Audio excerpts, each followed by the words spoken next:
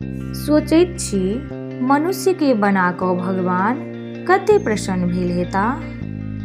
अपन अद्भुत रचना निहारैत भाव विभोर भऽ नैना भिजौने हेता।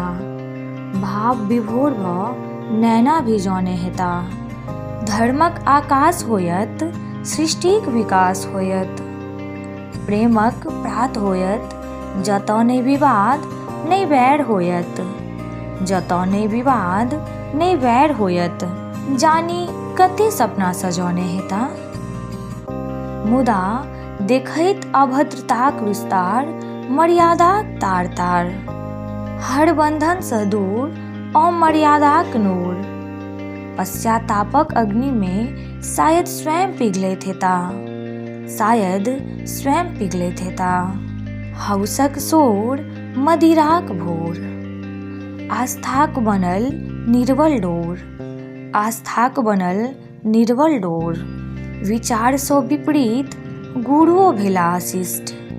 ऊपरवला लाजे मुँह नुका नोर बहावैत हेता, लाजे मुँह नुका नोर बहावैत हेता। सोचैत छी मनुष्य के बना कऽ भगवान कते प्रसन्न भेल हेता।